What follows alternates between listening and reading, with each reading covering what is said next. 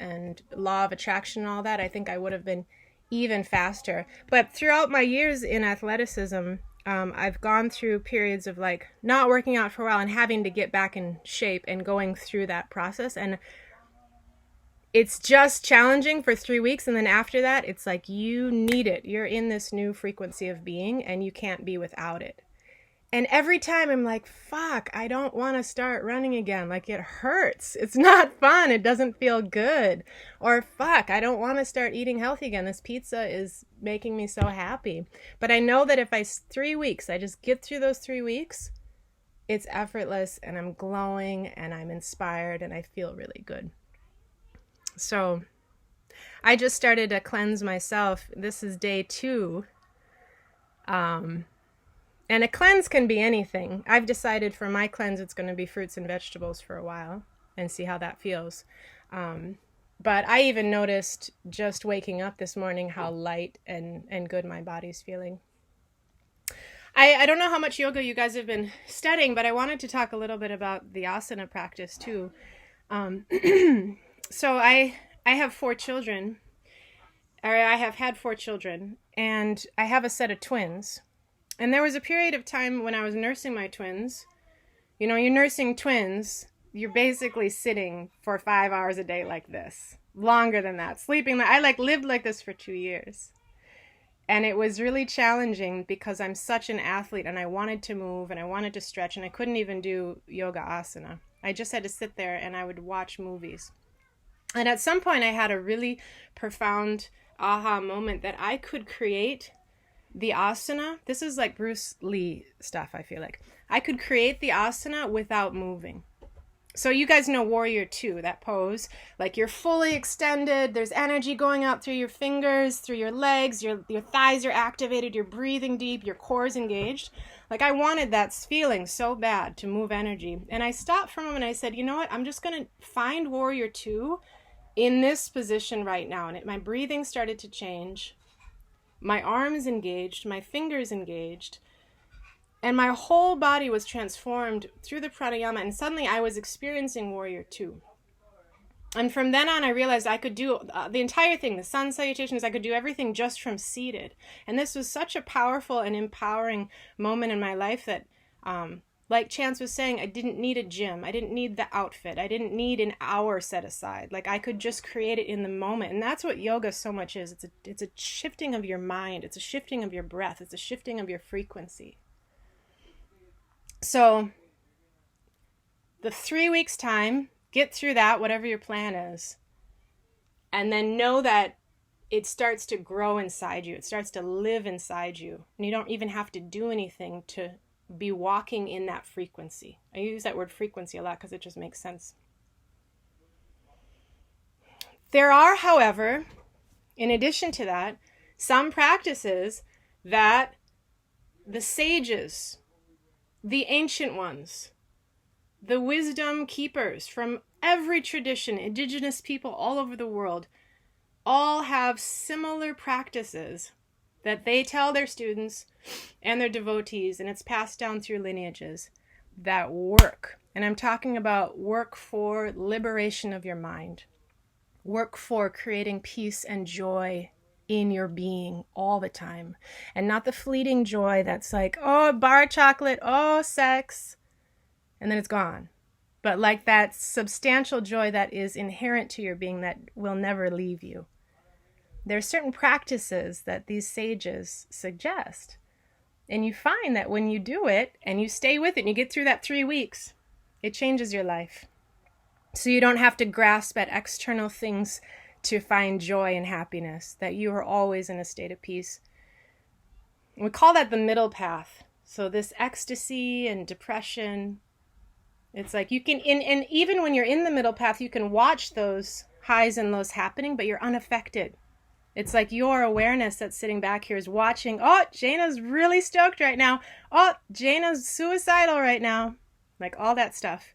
You're just watching unaffected. Like there's the beauty of life. Like you're watching the weather. That's a really nice analogy, the weather. So some of these practices, number 1, meditation. Sometimes this looks like prayer. Many indigenous cultures all over the world sit in contemplation. Something's really powerful about sitting with the spine upright. So in yoga, we teach meditation practices are sitting upright rather than lying down.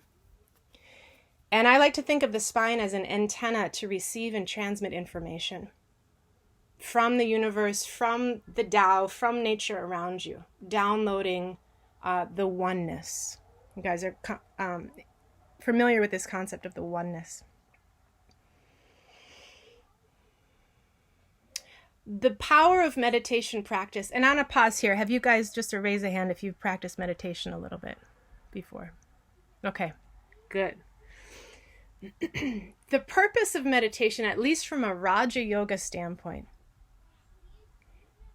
is this concept that you are not bound by the mind, that the mind is something separate, just like your body is something separate, that you can manipulate, you can bring into a state of health, you can bring into a state of madness, but it is not you, right? Like I cut off my arm, I'm still here. I was not my arm, like I'm still here. So yoga suggests, Raja Yoga suggests that your mind falls into that same category. And so through silent sitting contemplation, you start to hear what we call the monkey mind.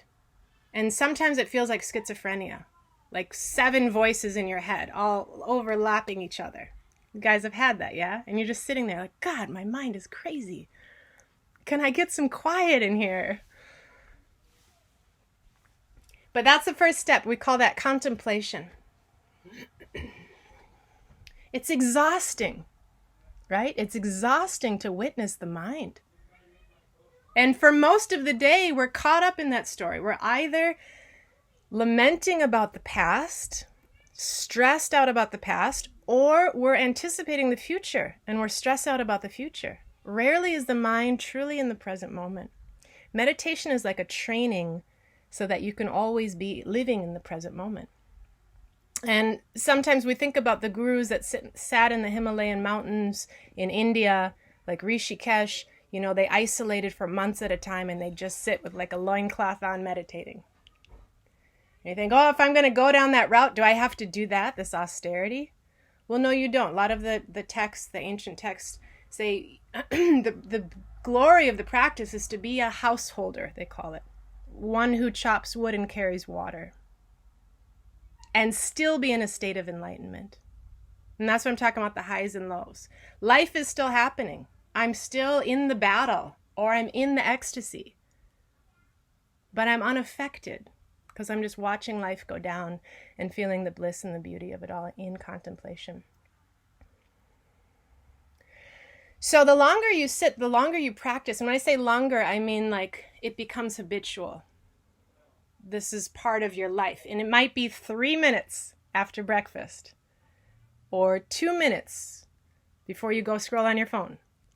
But the more you do it, you're building neurological connections, new neurological connections. So it's easier to sit each time that you sit. And the longer you do it, you get away from that contemplation, just watching the mind, and into the flow or the zone or the state of no mind. I guarantee the 4 of you have all experienced this before. A lot of times we get into a state of enlightenment when there is trauma.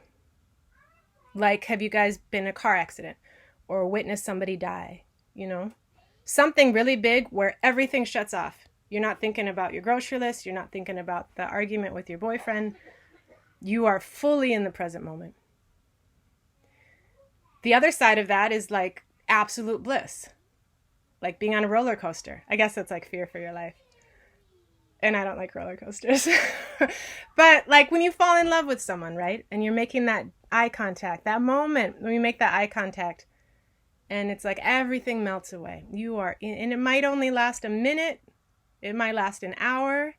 But this is the state of no mind and the state of enlightenment that I'm speaking of. And you can be in that state all the time. That's the point. It's just training. And it first takes 3 weeks to clear out the old stuff. I want to say one more thing about that 3-week situation, because I'm embarking on it right now myself and I can feel it. Detox. I don't know how much you guys have been exploring that, but it's real and it can be painful, and it's, to different degrees for everyone depending on what you have in you. So sometimes I recommend kale. Now everybody knows about kale, but back in the day, people were like, green smoothie? What? No way. Now everyone has green smoothies.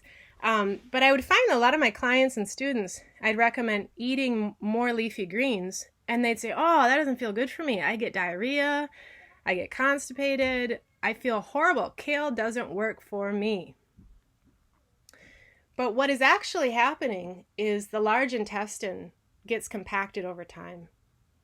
And so when you start to cleanse the body, whether it's a liquid cleanse or you're just eating more fruits and vegetables, which is what I'm doing right now, that fiber starts to dislodge old compacted food in your large intestine. So it might be McDonald's from like 4 years ago that's still stuck in there.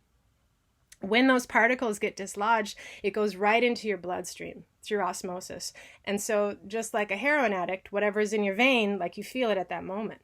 So you eat the kale, things are detoxing, and you might feel sick or nauseous, but that's just part of the cleansing process. So there's a lot of things that have worked in my life for that 3-week period to really help nurture the process of detoxification. One is just green juice. Like when you have craving to go back to the sweet food or go to the pizza or something, just make a green juice, get a green juice. It's so alkalizing for the body. It's great for your brain, and you'll just instantly feel better. The other is doing lots of really sweet, nurturing things for my skin. So like hot baths, dry brushing. Raise a hand if you've done dry brushing before. And I'm glad that there's males in this group too, because I think a lot of this pampering stuff, people think, oh, that's just for females to go to the spa or something. But everyone should be doing these practices. Because not only will your skin be soft, but you are detoxifying. The skin is the largest organ of detoxification in the body. So dry brush, you'll see it at the Co-op or Whole Foods. It's one of those big bristle brushes with the long wooden handle. You don't put it in the shower, you don't get it wet. It's called dry brush for a reason. I like to use some essential oils like bergamot or grapefruit or orange blossom, and I'll put some of the drops of the essential oil on the brush. And then you just vigorously scrub towards your heart before you get in the shower. I do this every day in the winter, every day. My skin is very soft. And you brush it towards your heart. And what this does, the essential oils are hydrophobic. So you're getting the essential oils on your skin. When you get in the shower afterwards, because they're hydrophobic, the essential oils are going to more deeply penetrate into you, trying to get away from the water. So you're infusing your body with these citrus oils, which are great for detoxification. So I would do that every single day as you embark on this winter cleansing time.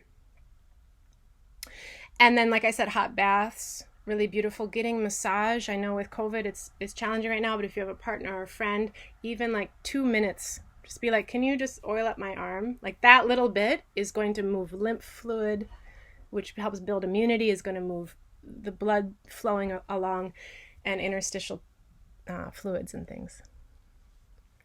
Okay, I've just talked a lot. What questions do you have?